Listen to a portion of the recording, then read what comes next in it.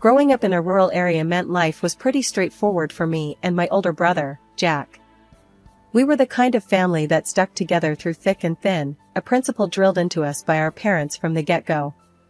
Our home wasn't much to look at, a modest farmhouse with peeling paint and creaky floorboards, but it was filled with love and laughter, making it a sanctuary for both of us. Our dad was a man of few words, preferring to let his actions speak for him. He worked the fields from dawn till dusk, his hands as rough as the soil he tended to. Mom, on the other hand, was the heart of our home. Her laughter was infectious, and she had a way of making even the simplest meals taste like gourmet feasts. Jack was always the competitive one, always aiming to be first, whether it was reaching the dinner table or finishing chores. "Beat ya again, sis," he'd boast, a wide grin plastered on his face, his eyes twinkling with mischief. "Only 'cause you cheat," I'd retort, my hands on my hips, trying to look annoyed but failing miserably. We'd bicker back and forth, but it was all in good fun. School was a mixed bag for us. I loved the learning, soaking up knowledge like a sponge, while Jack was more interested in anything that didn't involve sitting still for too long. It was during these formative years that I realized I wanted something different for myself.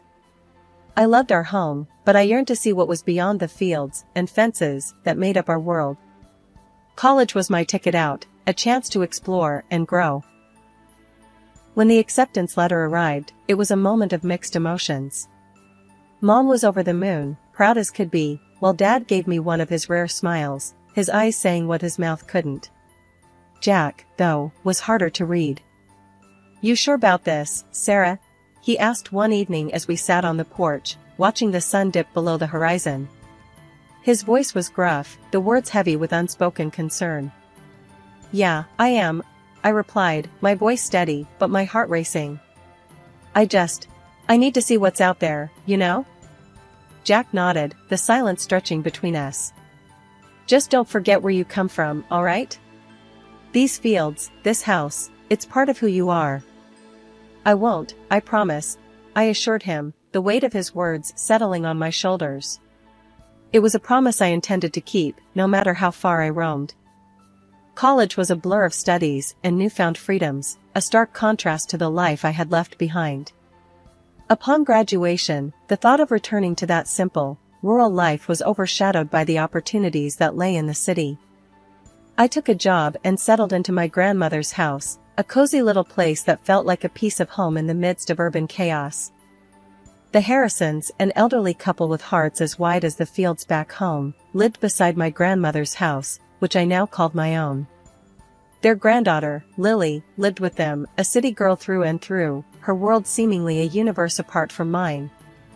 Jack and Lily's whirlwind romance caught us all off guard, especially me. I wanted to be happy for them, really, I did. But Lily and I, well, we mixed like oil and water from the get-go. One evening, during a family dinner I hosted at my grandmother's house, the tension reached a boiling point. I had spent hours preparing the meal, eager to bring a piece of home to the city. The table was set, the food laid out, a feast by any standard, or so I thought. "What is this?"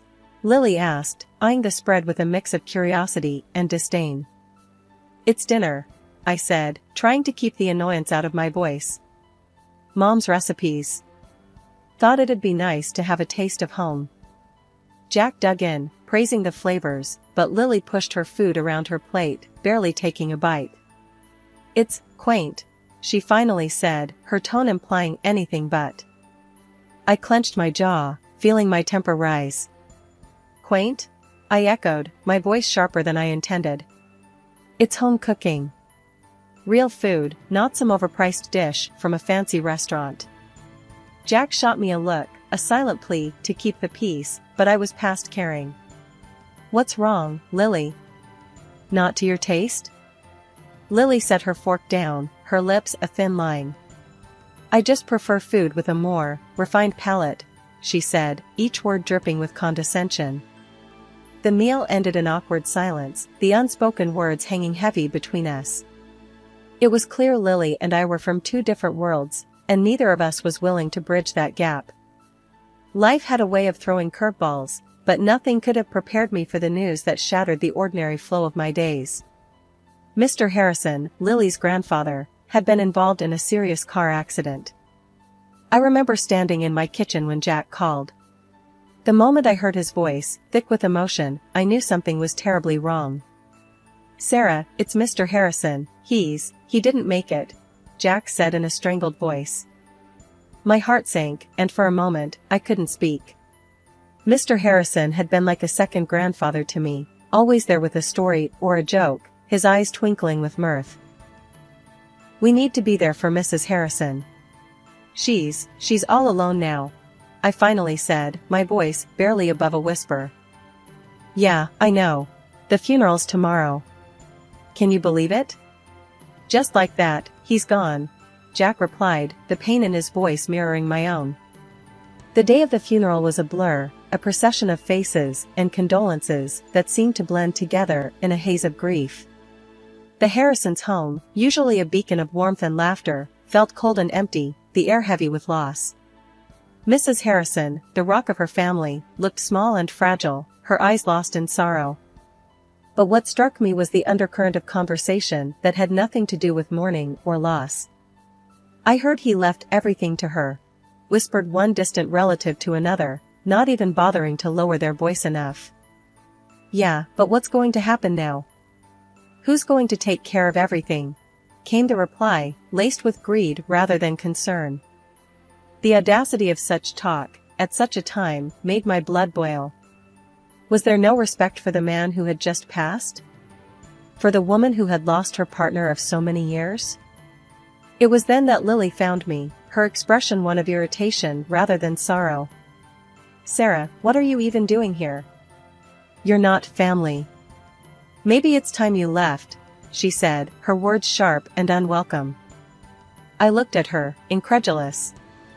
"I'm here to support Mrs. Harrison, just like everyone else. Or at least, that's what I thought we were all here for," I shot back, my patience wearing thin. Lily scoffed, rolling her eyes. "Please, like you being here makes any difference. Just go home, Sarah." With a heavy heart, I decided to leave, not wanting to cause a scene. But as I walked away, the snippets of conversation about assets and inheritance continued to echo in my ears, a stark reminder of the greed that often lurked just beneath the surface of familial bonds. The day after the funeral, my phone rang, slicing through the silence of my home. The screen displayed Mrs. Harrison's number, and I answered immediately, my voice thick with concern. "Sarah, dear, could you come over? I need to talk to someone." Mrs. Harrison's voice trembled through the line, her usual strength buried under layers of grief and fatigue. "Of course, Mrs. Harrison.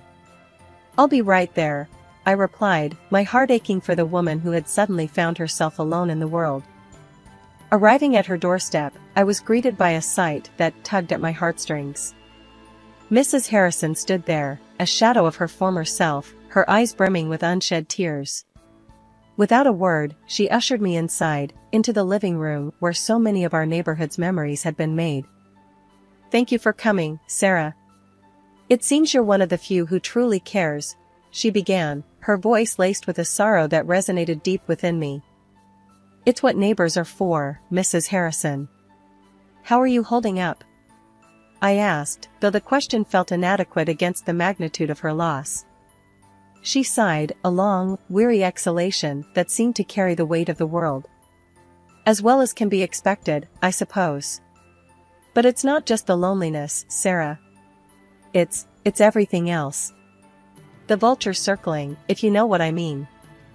I nodded, understanding all too well the ugly side of human nature that tragedy often revealed. "I've heard some talk," I admitted, my tone grim. "People can be so cruel, greedy? Yes, they can. And they are," Mrs. Harrison cut in, her words sharp with a bitterness that surprised me. "But that's not why I asked you here." She paused, gathering her thoughts, and when she continued, her voice was steadier, imbued with a resolve that belied her frail appearance. "My husband left everything to me, Sarah. The house, the savings, everything. And now, everyone's got their eyes on what they think they're owed. I reached out, placing a comforting hand over hers. But you're right, Mrs. Harrison. He wanted you to have it. Yes, he did. And I intend to honor his wishes. But, Sarah, there's something else. She hesitated, her gaze locking with mine, a silent plea for understanding. I need someone I can trust, someone outside this madness.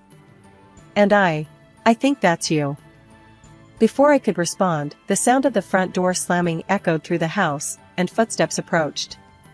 Lily appeared in the doorway, her eyes narrowing as they landed on me. What are you doing here? She demanded, her tone as cold as ice. I was just checking on Mrs. Harrison, I replied, my patience wearing thin at her constant hostility. Lily scoffed, dismissing my words with a wave of her hand. Well, you've checked.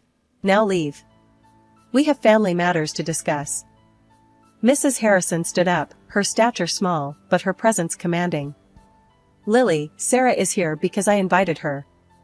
She's been more of a family to me lately than my own blood. The tension in the room was palpable, a standoff between the grieving widow and the entitled granddaughter-in-law.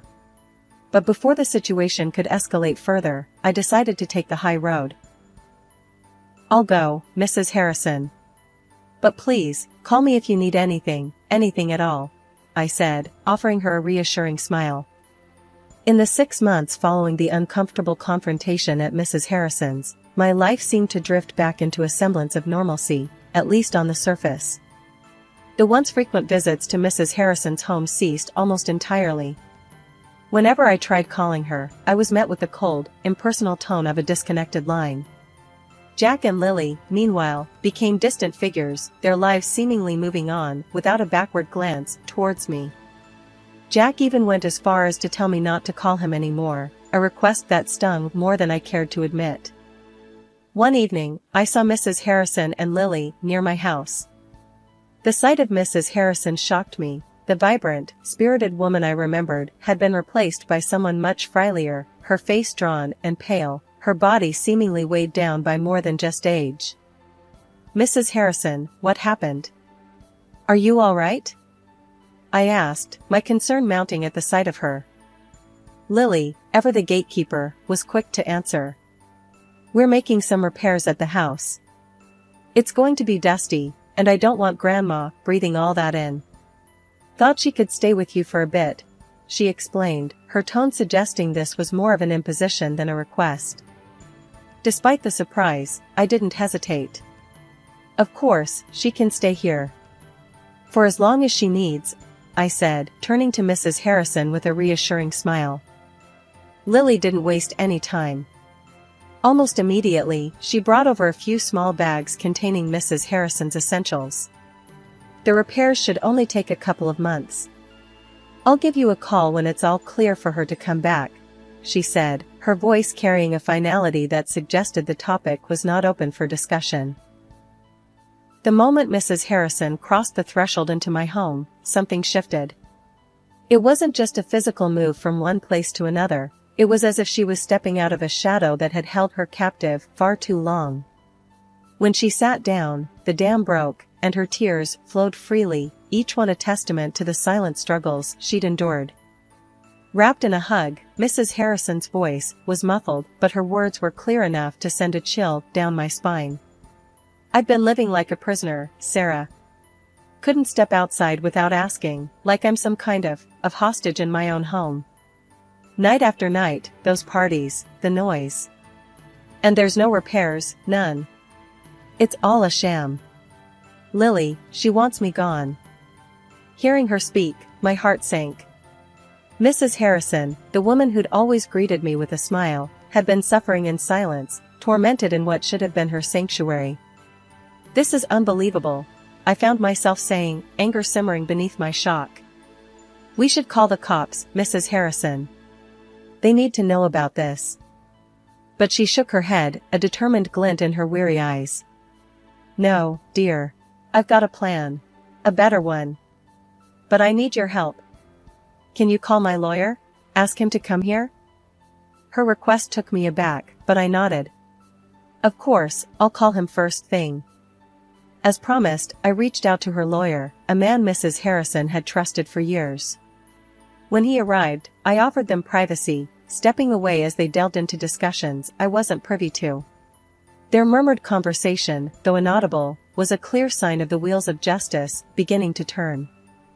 Months had passed since Mrs. Harrison moved into my home, and the so-called repairs on her house showed no signs of progress. The silence on Lily's end was deafening, and my patience was wearing thin. Mrs. Harrison, for all her gratitude for my shelter, carried a sadness in her eyes that spoke volumes of the situation's toll on her. One evening, as Mrs. Harrison and I sat in the living room, a rare moment of peace enveloping us, I decided it was time to address the elephant in the room. "Mrs. Harrison, something's not right.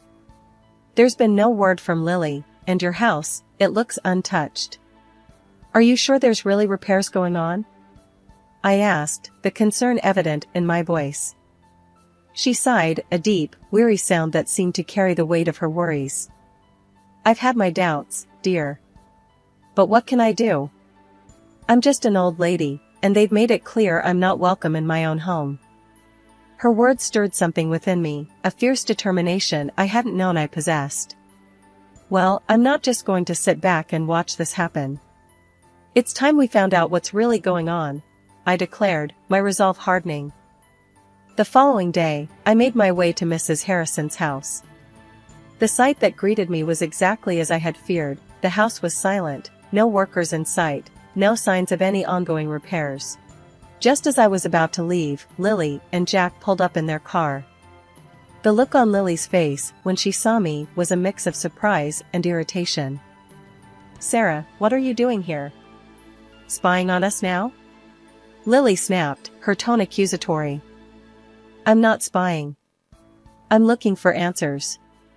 Mrs. Harrison deserves to know what's happening with her house," I shot back, my patience wearing thin.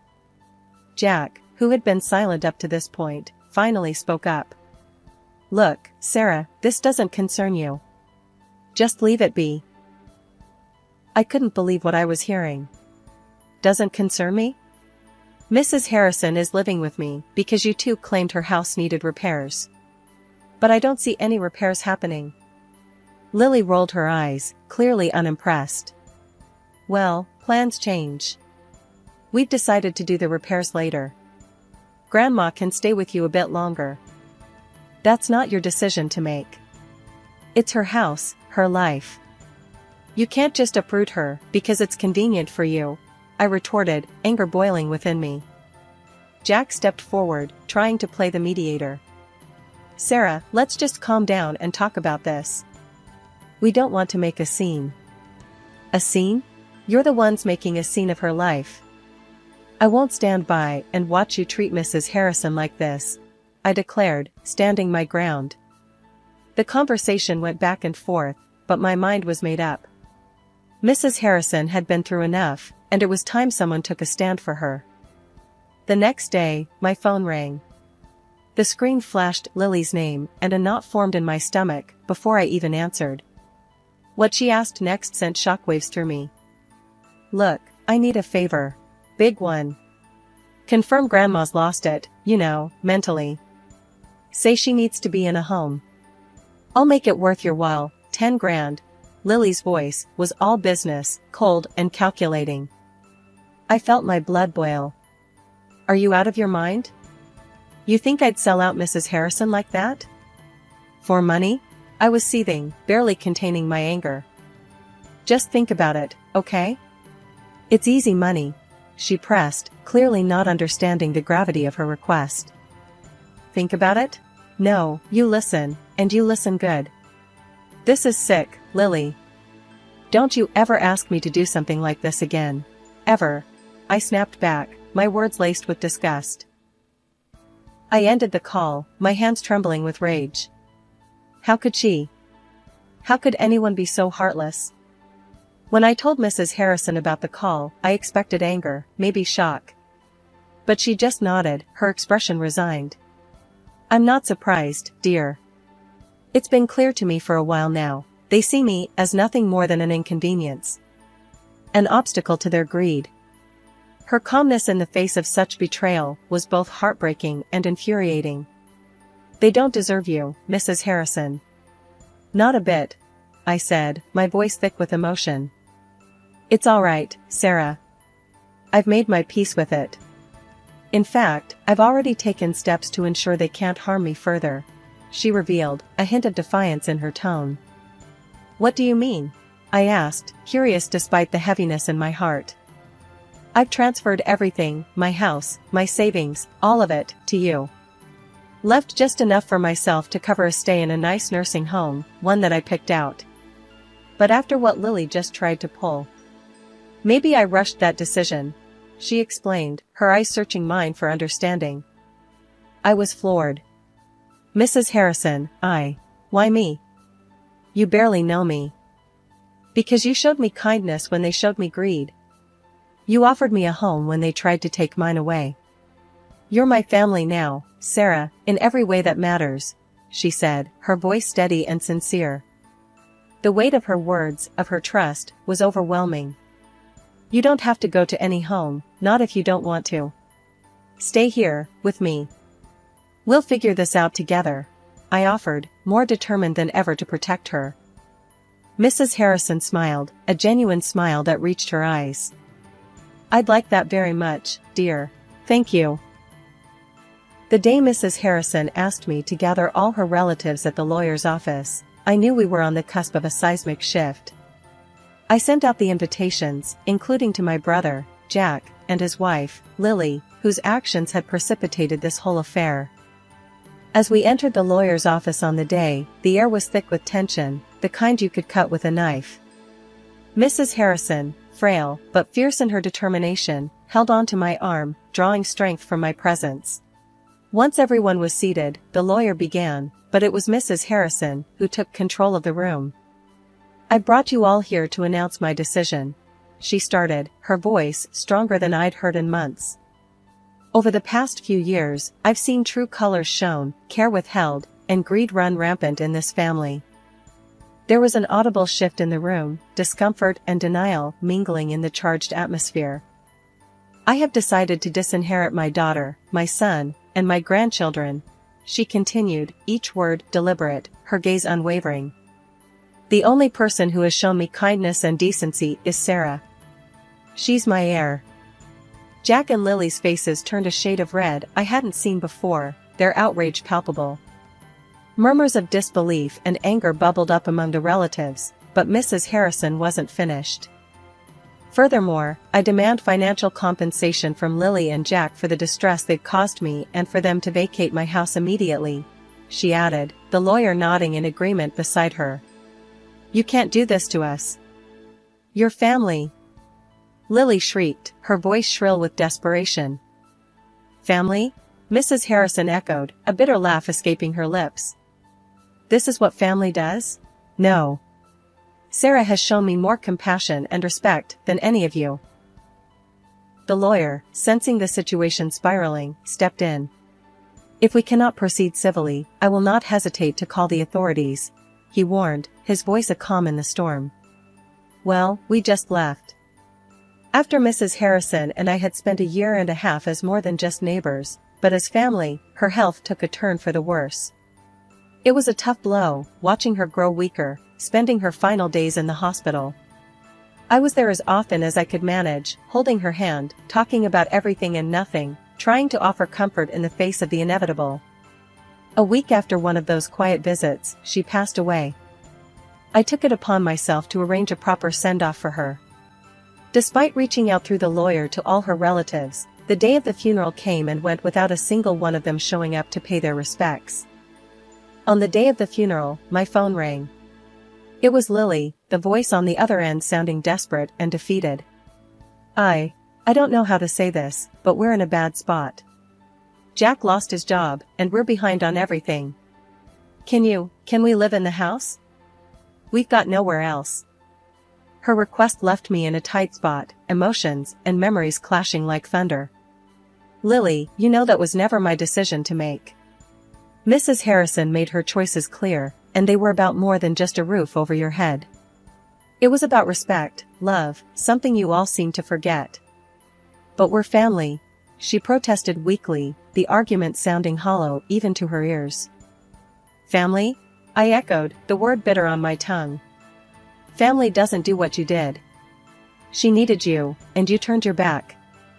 You made your choice, Lily. Now, you have to live with it. Ending the call, I felt a mix of anger and sorrow.